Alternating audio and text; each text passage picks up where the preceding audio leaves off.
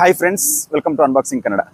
ನಾನಿವತ್ತು ಒಂದು ಟ್ರೈಬರ್ ವೆಹಿಕಲ್ನ ಒಂದು ವೀಡಿಯೋ ಮಾಡ್ಕೊಂಡು ಬರುವಂಥದ್ದು ಆಯ್ತಾ. ಈ ಒಂದು ಟ್ರೈಬರ್ ವೆಹಿಕಲಲ್ಲಿ ನನಗೆ ಇಷ್ಟ ಆಗಿರುವಂಥ ಕೆಲವೊಂದು ಫೀಚರ್ಸ್ ಅಂದರೆ ನಾನು ಕೆಲವು ದಿನಗಳಿಂದ ಈ ಒಂದು ವೆಹಿಕಲ್ನ ಯೂಸ್ ಮಾಡ್ತಾ ಇದ್ದೀನಿ. ಈ ಒಂದು ಟ್ರೈಬರ್ ವೆಹಿಕಲ್ನ ನಾನು ಈ ಹಿಂದೆ ಪರ್ಚೇಸ್ ಮಾಡಲಿಕ್ಕೆ ಕೂಡ ಹೋಗಿದ್ದೆ. ಬುಕ್ಕಿಂಗ್ ಮಾಡುವಂಥ ಆ ಒಂದು ಸ್ಟೆಪ್ವರೆಗೆ ಬಂದಿದೆ.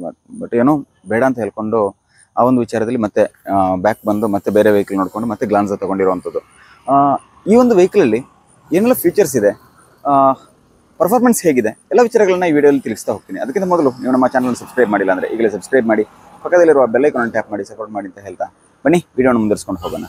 ಕಳೆದ ಕೆಲವು ದಿನಗಳಿಂದ ಈ ಒಂದು ಕಾರ್ನ ಯೂಸ್ ಮಾಡ್ತಿದ್ದೀನಿ ಆಯಿತಾ. ನನಗೆ ಅಂದರೆ ಟ್ರೈಬರ್ ಅಂತ ಹೇಳುವಾಗ ನನ್ನ ಒಂದು ಬಜೆಟ್ ರೇಂಜಲ್ಲಿ ನಾನು ಈ ಹಿಂದೆ ಕೂಡ ತುಂಬ ಸಲ ಪ್ಲ್ಯಾನ್ ಮಾಡಿದ್ದೆ ಒಂದು ಟ್ರೈಬರ್ ತೊಗೋಬೇಕು. ಯಾಕಂದರೆ 7 ಸೀಟ್ರ್ ಅದು.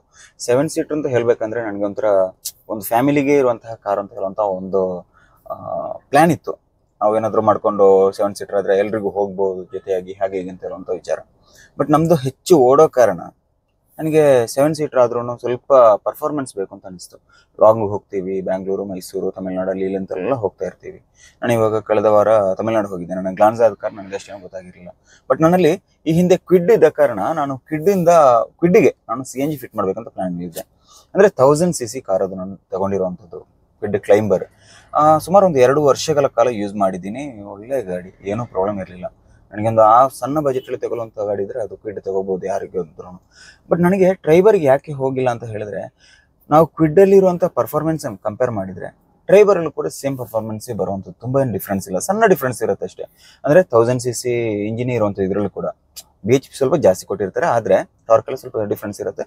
ಆದರೆ ನಾರ್ಮಲ್ ಆಗಿ ನಮಗೆ ಪರ್ಫಾರ್ಮೆನ್ಸ್ ಕಂಪೇರ್ ಮಾಡಿದರೆ ಅಷ್ಟೇ ಸಿಗುತ್ತೆ. ಅದೇ ಒಂದು ಇದರಲ್ಲಿ ನಾವು ಈ ಟ್ರೈಬರನ್ನು ತಗೊಂಡೋಗಿ ಏನೂ ಪ್ರಯೋಜನ ಇಲ್ಲ ಅಲ್ವಾ. ಮತ್ತು ಮೈಲೇಜಿಗೆ ಕಂಪೇರ್ ಮಾಡಿದರೆ ಇದಕ್ಕಿಂತ ಎರ್ಟಿಗಾದಲ್ಲಿ ಮೈಲೇಜ್ ಜಾಸ್ತಿ ಇದೆ. ಇದನ್ನಲ್ಲಿ ನೋಡ್ಬೇಕಂತ ಹೇಳಿದ್ರೆ ನನಗೆ ಇದಕ್ಕಿಂತ ಎರ್ಟಿಗಾನೇ ಆಗ್ಬೋದು ಅಂತ ಅನಿಸ್ತು. ಬಟ್ ಎರ್ಟಿಗ ಈಗ ಸದ್ಯಕ್ಕೆ ಬೇಡ, ನೆಕ್ಸ್ಟ್ ಫ್ಯೂಚರ್ ಪ್ಲ್ಯಾನ್ ಇದೆ ಎರ್ಟಿಗದ್ದು. ಬಟ್ ಇವಾಗ ಸದ್ಯಕ್ಕೆ ನಾನು ಗ್ಲಾನ್ಸ್ ತೊಗೊಂಡಿರೋದು ಅದಕ್ಕೆ. ಈ ಒಂದು ನನಗೆ ಟ್ರೈಬರಲ್ಲಿ ಇಷ್ಟ ಅಂತ ಹೇಳಿದ್ರೆ ಒಂದು ಸ್ಟೇರಿಂಗ್ ವೀಲ್ ಇದೆಯಲ್ಲ, ಎಲೆಕ್ಟ್ರಿಕ್ ಸ್ಟೇರಿಂಗ್ ವೀಲ್, ಅದೊಂಥರ ತುಂಬ ಅಂದರೆ ತುಂಬ ಸಾಫ್ಟ್ ಆಯಿತು. ಇದು ನಮಗೆ ಕ್ವಿಡ್ಡಲ್ಲಿ ಕೂಡ ಸೇಮ್ ಬಂದಿತ್ತು. ಅನಂತರ ನಾನು ನೋಡಿರುವಂಥದ್ದು ಬೀಟಲ್ಲಿ ಮತ್ತು ಡಸ್ಟರಲ್ಲಿ ಕೂಡ ಇದೆ, ಸೇಮ್ ಬರುತ್ತೆ ರೆನಾಲ್ಟ್ನವ್ರದ್ದು. ಆದರೆ ನಿಮಗೆ ಬೇರೆ ಮಾರುತಿ ಅವ್ರದ್ದಾಗಿರ್ಬೋದು, ಟೊಯೋಟಾ ಆಗಿರ್ಬೋದು, ಎಷ್ಟೇ ಪವರ್ ಸ್ಟೇರಿಂಗ್ ಕೊಟ್ಟರು ಕೂಡ ಸ್ಟೇರಿಂಗ್ ವೀಲ್ ತುಂಬ ಅಂದರೆ ತುಂಬ ಹಾರ್ಡ್ ಇರುತ್ತೆ. ಎಷ್ಟೇ ಪವರ್ ಸ್ಟೇರಿಂಗ್ ಇದ್ರು ಇದಕ್ಕೆ ಕಂಪೇರ್ ಮಾಡಿದರೆ. ನಾರ್ಮಲ್ ನಮಗೆ ಅದನ್ನೇ ಒಂದನ್ನೇ ಯೂಸ್ ಮಾಡಬೇಕಾದ್ರೆ ಹೇಳ್ಬೋದು. ಇವಾಗ ಕೆಲವರು ನೆಗೆಟಿವ್ ಕಮೆಂಟ್ಸ್ ಹಾಕ್ತಾರೆ, ನಿನ್ಗೇನು ಗೊತ್ತು ಈ ಒಂದು ಸ್ಟೇರಿಂಗ್ ವೀಲ್ ಬಗ್ಗೆ, ನಮ್ಮ ಗಾಡಿದು ಸಾಫ್ಟ್ ಇದೆ ಅಂತ ಹೇಳೋದು. ಬಟ್ ಕಂಪೇರ್ ಮಾಡಿಬಿಟ್ರೆ ಆ ಗಾಡಿ ಮತ್ತು ಈ ಗಾಡಿನ ಕಂಪೇರ್ ಮಾಡಿದರೆ ಇದರ ಸ್ಟೇರಿಂಗ್ ವೀಲ್ ತುಂಬ ಅಂದರೆ ತುಂಬ ಸಾಫ್ಟ್ ಇದೆ. ಎಷ್ಟು ಒಂದು ಬೆರಳಲ್ಲಿ ನಮಗೆ ಅದನ್ನು ತಿರುಗಿಸೋಕ್ಕೆ ಆಪ್ಷನ್ ಇದೆ, ಸಾಕಾಗುತ್ತೆ. ಇನ್ನಿದ್ರ ಫೀಚರ್ಸಿಗೆ ಬರಬೇಕು ಅಂತ ಹೇಳಿದರೆ ಇದು RXZ ವೇರಿಯಂಟ್ ಆಯಿತಾ. RXZ ಅಂತ ಹೇಳಿದರೆ ಇದು ಟಾಪ್ ಎಂಡ್ ವೇರಿಯಂಟ್. ಇದು ಇದರಲ್ಲಿ ಬರುವಂಥದ್ರಲ್ಲಿ ಈ ಟಾಪ್ ಎಂಡ್ ವೇರಿಯಂಟಲ್ಲಿ ಕೀಲೆಸ್ ಎಂಟ್ರಿ ಇದೆ. ಜೊತೆಗೆ ಅಂದರೆ ನನಗೆ ಇದರಲ್ಲಿ ಇಷ್ಟ ಆಗಿರುವಂಥದ್ದು ಒಂದು ಕೀ ಇದಾಯ್ತಾ ನೋಡಿ, ಇದೆ ಅಂದರೆ ಸಿಂಪಲ್ ಆಗಿರುವಂಥದ್ದು ನೋಡಿ. ಇದನ್ನು ಕಂಪೇರ್ ಮಾಡಿದರೆ ನಮಗೇನೆ ಒಂದು ಸಣ್ಣ ರಿಮೋಟ್ ಟೈಪಲ್ಲಿ ಇದನ್ನು ನೋಡ್ಲಿಕ್ಕೆ ಒಂಥರ ಲುಕ್ ಇದು ತುಂಬ ಚೆನ್ನಾಗಿದೆ. ಇದರ ಜೊತೆಗೆ ನನಗೆ ಸ್ಟೇರಿಂಗ್ ವೀಲಲ್ಲಿ ಕಂಟ್ರೋಲ್ಸ್ ಎಲ್ಲ ಬಂದಿರುತ್ತೆ. ಕ್ರೂಸ್ ಕಂಟ್ರೋಲ್ ಒಂದು ಇಲ್ಲ, ಆ ಒಂದು ಪ್ರೈಸ್ ರೇಂಜ್ ಕೂಡ ಅದೇ ರೇಂಜಲ್ಲಿ ಇರೋ ಕಾರಣ ಅದೇನು ಇದೆಲ್ಲ. ಜೊತೆಗೆ ನಮಗೆ ಪವರ್ ವಿಂಡೋ ಇದೆ, 4 ಪವರ್ ವಿಂಡೋ ಬರುತ್ತೆ. ಅದ್ರ ಜೊತೆಗೆ ಮ್ಯೂಸಿಕ್ ಸಿಸ್ಟಮ್ ಎಲ್ಲನೂ ಇದೆ. ನಮಗೆ ಎಕ್ಸ್ಟ್ರಾ ಒಂದು ಗ್ಲೋ ಬಾಕ್ಸ್ ಇದೆ ಆಯಿತಾ, ಕೂಲಿಂಗ್ ಇರುವಂಥದ್ದು. ಅಂದರೆ ಗ್ಲೋ ಬಾಕ್ಸ್ ಇದರಲ್ಲಿ 3 ಬರುತ್ತೆ ಆಯಿತಾ. 3ರಲ್ಲಿ ಒಂದು ಕೂಲಿಂಗ್ ಇರುವಂಥದ್ದು. ಇಲ್ಲಿ ಏನಿದೆ ಗೇರ್ ಶಿಫ್ಟ್ ಇದೆ, ಅಲ್ಲೇ ಕೆಳಗಡೆ ಬರುವಂಥದ್ದು ಅದು. ಇನ್ನು ಮೈಲೇಜ್ ವಿಚಾರಕ್ಕೆ ಬರ್ಬೇಕಂತ ಹೇಳಿದ್ರೆ ಸುಮಾರು 18 ಕಿಲೋಮೀಟರ್ ಸಿಗುತ್ತೆ ಅಂತ ಹೇಳ್ತಾ ಇದ್ದಾರೆ. ಬಟ್ ನಾನು ಓಡಿಸ್ಬೇಕಂದ್ರೆ, ಈಗ ನನ್ನ ಫ್ರೆಂಡ್ ಇದನ್ನು ಓಡಿಸ್ಬೇಕಂದ್ರೆ ಅವನಿಗೆ ಇದರಲ್ಲಿ ಸಿಗ್ತಿದ್ದು 10 ರಿಂದ 11 ಕಿಲೋಮೀಟರ್ ಮೈಲೇಜ್ ಅಂತ ಹೇಳ್ತಾ ಇದ್ದ. ಬಟ್ ನನಗೇನೋ 15 ರಿಂದ 16 ಮೈಲೇಜ್, ಅಂದರೆ ಎವರೇಜ್ ಓಡಿಸ್ಬೇಕಂದ್ರೆ ಆ ಮೈಲೇಜ್ ಸಿಕ್ಕಿತ್ತು, ಇಲ್ಲ ಅಂತ ಹೇಳೋದಿಲ್ಲ.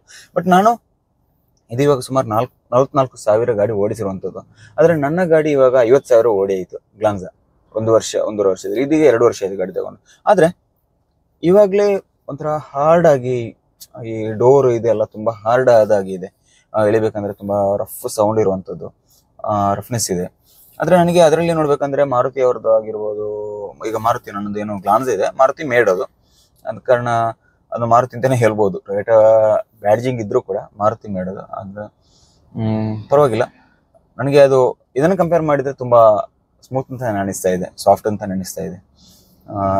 ನೀವೇನಾದರೂ ಈ ಒಂದು ಗಾಡಿನ ಯೂಸ್ ಮಾಡ್ತಾ ಇದ್ರೆ, ಟ್ರೈಬರ್ ಆಗಿರ್ಬೋದು, ಕ್ವಿಡ್ ಆಗಿರ್ಬೋದು, ಟೈಗರ್ ಆಗಿರ್ಬೋದು, ಡಸ್ಟರ್ ಆಗಿರ್ಬೋದು, ರೆನೋ ಅವ್ರದ್ದು ಯಾವ್ದಾದ್ರು ವೆಹಿಕಲ್ನ ಯೂಸ್ ಮಾಡ್ತಾ ಇದ್ರೆ ನಿಮ್ಮ ಅಭಿಪ್ರಾಯಗಳನ್ನು ಕೂಡ ಕಮೆಂಟ್ ಮೂಲಕ ತಿಳಿಸಿ. ಯಾಕಂದರೆ ಬಾಡಿ ಬಿಲ್ಡ್ ಹೇಗಿದೆ ಅಂತ ಹೇಳುವಂಥ ವಿಚಾರದಲ್ಲಿ ನನಗೇನು ಡೋರ್ ಓಪನ್ ಮಾಡ್ಬೇಕಂದ್ರೆ ತುಂಬ ಹಾರ್ಡ್ ಅಂತ ಹೇಳಿದರೆ ತುಂಬ ಹಾರ್ಡ್ ಅಂತ ಅನಿಸ್ತು ಇದರಲ್ಲಿ. ಜೊತೆಗೆ ನಾನು ಯಾಕಾಗಿ ಟ್ರೈಬರ್ ತಗೊಳ್ಳಿಲ್ಲ ಅಂತ ಹೇಳೋದಿದ್ರೆ, ಒಂದು ನಾನಂದರೆ ಒಂದು 2-3 ವರ್ಷ ಒಂದು ವೆಹಿಕಲ್ನ ಯೂಸ್ ಮಾಡೋನು. ಒಂದು ಹೊಸ ಗಾಡಿ ತಗೊಂಡು ನನಗೆ ಬೇಡ ಅಂತ ಹೇಳಿದ್ರೆ ನನಗೆ ಅರ್ಧಕ್ಕರ್ಧ ರೇಟಲ್ಲಿ ಕಡಿಮೆಯಲ್ಲಿ ಕೊಡಬೇಕಾಗತ್ತೆ. ನಾನು ಕ್ವಿಡ್ ತಗೊಂಡಿರೋದು ಅದೇ ರೀತಿ 3,20,000 ರೂಪಾಯಿಗೆ ತಗೊಂಡಿದ್ದೆ. ಅಂದರೆ ಆವಾಗ ಮಾರ್ಕೆಟ್ ವ್ಯಾಲ್ಯೂ 6 ಲಕ್ಷ ರೂಪಾಯಿ ಇತ್ತು ಟಾಪ್ ಆ್ಯಂಡ್ ವೇರಿಯಂಟಿಗೆ. ಅದು ಸ್ಪೆಷಲ್ ಎಡಿಷನಲ್ಲಿ ಬಂದಿರುವಂಥ ಕ್ಲೈಂಬರ್ ಅಂತಂಥದ್ದು. ಆ ಟೈಮಲ್ಲಿ ನಾನು 3 ವರ್ಷ ಯೂಸ್ ಆಗಿರುವಂಥ ವೆಹಿಕಲ್ನ ನಾನು ಸುಮಾರು 3,20,000 ರೂಪಾಯಿಗೆ 2,80,000 ರೂಪಾಯಿಗೆ ನಾನು ಕಡಿಮೆಗೆ ತಗೊಂಡಿದ್ದೆ. ಅದನ್ನು ಅಷ್ಟನ್ನು ಸುಮಾರು 2 ವರ್ಷಗಳ ಕಾಲ ಓಡಿಸಿ 2,45ಕ್ಕೆ ವಾಪಸ್ ಕೊಟ್ಟೆ. ತುಂಬ ಏನೂ ಲಾಸ್ ಆಗಿಲ್ಲ. ಆಯಿತಾ, ನಾನು ಅದೇ ಹೊಸ ಗಾಡಿ ತಗೊಂಡು ಕೊಡ್ತಿದ್ರೆ ಒಂದು 2,60ಕ್ಕೆ ಹೋಗ್ತಿತ್ತು ಏನೋ, 3 ಲಕ್ಷ ಅರ್ಧಕ್ಕಿಂತ ಅರ್ಧ ಕಡಿಮೆಯಲ್ಲಿ ಹೋಗ್ತಿತ್ತು. ಅದಕ್ಕಾಗಿ ನಾನು ಕೊಟ್ಟಿರಲಿಲ್ಲ. ಅದು ಅಂದರೆ ರೆನೋದವ್ರದ್ದು ಹೊಸ ಗಾಡಿ ತಗೊಂಡಿರಲಿಲ್ಲ. ಅಂದರೆ ಕೆಲವರು ಹೇಳ್ತಾರೆ ರಿವ್ಯಾಲ್ಯೂ ನೋಡುವಂಥ ಅವಶ್ಯಕತೆ ಇಲ್ಲ ಅಂತ ಹೇಳುವಂಥದ್ದು. ನಿಜ, ರಿವ್ಯಾಲ್ಯೂ ನೋಡುವಂಥ ಅವಶ್ಯಕತೆ ಬರೋದಿಲ್ಲ. ಯಾಕೆ ಬರೋದಿಲ್ಲ ಅಂತ ಹೇಳಿದ್ರೆ, ನಾವು ಸೆಕೆಂಡ್ಸ್ ಹೊಸದಾಗಿ ತಗೊಳ್ಳೋದ್ರೆ ನೋಡಲೇಬೇಕು, ಸೆಕೆಂಡ್ಸಲ್ಲಿ ತಗೊಳ್ಳೋದಿದ್ರೆ ನೋಡುವಂಥ ಅವಶ್ಯಕತೆ ಬರೋದಿಲ್ಲ. ಯಾಕಂದರೆ ನಾವು ಆಲ್ರೆಡಿ ಅರ್ಧ ದುಡ್ಡು ಕೊಟ್ಟು ತೊಗೊಂಡಿರ್ತೀವಿ ಅಲ್ವಾ, ಆದ ಕಾರಣ ರಿವ್ಯಾಲ್ಯೂ ನೋಡುವಂಥ ಅವಶ್ಯಕತೆಯೂ ಬರೋದಿಲ್ಲ. ಮಿಕ್ಕಿದ ವಿಚಾರದಲ್ಲೆಲ್ಲ ನನಗೆ ಈ ಗಾಡಿ ಲೈಕ್ ಆಗೋಯಿತು. ಬಟ್ ನನಗೆ 1000cc ಅಂತ ಹೇಳುವಂಥ ವಿಚಾರದಲ್ಲಿ ತುಂಬ ಬ್ಯಾಕ್ ಜಾರಿದೆ ನಾನು. 1000cc ಏನು ಮಾಡೋಕ್ಕಾಗತ್ತೆ, ಒಂದು ಪರ್ಫಾರ್ಮೆನ್ಸ್ ಇಲ್ಲ ಅಂತ ಹೇಳಿದರೆ ಏನೂ ಪ್ರಯೋಜನ ಇಲ್ಲ. ಹಾಗಾಗಿ ಈ ಒಂದು ವೆಹಿಕಲ್ ನನಗೆ ಲೈಕ್ ಆಗಿರಲಿಲ್ಲ. ಅಂದರೆ ಮಾಡಿಫೈ ಮಾಡೋಕ್ಕಂತೂ ತುಂಬ ಒಂದು ಪ್ಲ್ಯಾನಲ್ಲಿ ಇತ್ತು. ವೈಟ್ ಕಲರ್ ತಗೋಬೇಕು, ವೈಟ್ ಕಲರ್ನ ರೂಫ್ ಬ್ಲ್ಯಾಕ್ ಮಾಡಬೇಕು, ಒಂಥರ ಡಿಫ್ರೆಂಟ್ ಲುಕ್ಕಲ್ಲಿ ಯೂಸ್ ಮಾಡಬೇಕು ಅಂತೆಲ್ಲ ಪ್ಲ್ಯಾನ್ ಇತ್ತು. ಬಟ್ ನಾನು ಕಂಪೇರ್ ಮಾಡಬೇಕಂದ್ರೆ ನನಗೆ ಸರಿ ಅಂತ ಅನ್ನಿಸ್ತಿಲ್ಲ. ಯಾಕಂದರೆ ನಾನು ತಗೊಂಡು ಒಂದು 2-3 ವರ್ಷ ಬಿಟ್ಟು ಕೊಡುವಾಗ ಅರ್ಧಕ್ಕರ್ಧ ರೇಟ್ ಕಡಿಮೆ ಆಗಿರುತ್ತೆ, ತುಂಬ ಲಾಸ್ ಆಗುತ್ತೆ. ಇವಾಗ ನಾನು ತೊಗೊಂಡಿರೋ ವೆಹಿಕಲ್ನ 1.5 ವರ್ಷ ಆಯಿತು. ಇನ್ನೂ 1 ವರ್ಷ ಯೂಸ್ ಮಾಡಿ ನನಗೆ ಎಷ್ಟಾದರೂ ಒಂದು 2 ಲಕ್ಷ ರೂಪಾಯಿ ಹೋಗ್ಬೋದು. ಅದಕ್ಕಿಂತ ಹೆಚ್ಚೇನು ಲಾಸ್ ಬರೋಕ್ಕೆ ಇಲ್ಲ. ಯಾಕಂದರೆ ಮಾರ್ಕೆಟ್ ವ್ಯಾಲ್ಯೂ ಅಷ್ಟಿದೆ. ಹಾಗೆ ಹೇಳುವಂಥದ್ದು. ನೀವೇನಾದರೂ ಈ ರೀತಿಯ ವೆಹಿಕಲ್ನ ಯೂಸ್ ಮಾಡ್ತಾ ಇದ್ರೆ ತಪ್ಪದೆ ಕಮೆಂಟ್ ಮಾಡಿ. ಆಯಿತಾ, ಪರ್ಫಾರ್ಮೆನ್ಸ್ ಹೇಗಿದೆ, ಮೈಲೇಜ್ ಹೇಗಿದೆ, ನೀವಂದರೆ ದೊಡ್ಡ ಅಪ್ಪಲ್ಲಿ ಹೋಗ್ಬೇಕಂತ ಹೇಳಿದ್ರೆ ನಿಮಗೆ ಏನು ಫೀಲ್ ಆಗುತ್ತೆ, ಪಿಕಪ್ಪಲ್ಲಿ ಏನಾದರೂ ಡ್ರಾಪ್ ಅಂತ ಅನಿಸ್ತಾ ಇದೆಯಾ, ನಿಮ್ಗೇನಾದರೂ ಯಾಕಾಗಿ ತೆಗ್ದೆ ಅಂತ ನೆಗೆಟಿವ್ ಆಗಿ ಥಿಂಕ್ ಮಾಡಿದ್ರ ಈ ವೆಹಿಕಲ್ನ ಬಗ್ಗೆ, ಎಲ್ಲ ವಿಚಾರಗಳನ್ನ ಕಮೆಂಟ್ ಮಾಡೋಕೆ ತಿಳಿಸಿ. ಯಾಕಂದರೆ ಡ್ರೈವರ್ ಆಗಿರ್ಬೋದು, ಈ ರೀತಿಯ ಹೊಸ ಹೊಸ ಮಾಡೆಲ್ಸ್ ಕಾರ್ಗಳನ್ನು ತಗೊಳ್ಳೋರಿಗೆ ನೀವು ಹಾಕುವಂಥ ಕೆಲವೊಂದು ಕಮೆಂಟ್ಸ್ ಕೂಡ ತುಂಬ ಯೂಸ್ಫುಲ್ ಆಗುತ್ತೆ.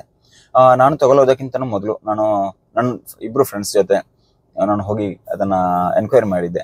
ಒಬ್ಬರು ಜಿಲ್ಲಾ ಪಂಚಾಯತಲ್ಲಿ ಆಫೀಸರ್ ಆಗಿರೋರು, ಅವ್ರ ಜೊತೆ ಮಾತನಾಡಿದ್ದು. ಅದಕ್ಕೆ ಹೇಳಿದ್ರು, ಒಳ್ಳೆ ಗಾಡಿ, ಏನೂ ಪ್ರಾಬ್ಲಮ್ ಇಲ್ಲ, ನಾವು ಒಂದು 7 ಜನ ಆರಾಮಾಗಿ ಹೋಗಿದ್ದೀವಿ, ಪರವಾಗಿಲ್ಲ ಅಂತ ಹೇಳುವಂಥ ವಿಚಾರ.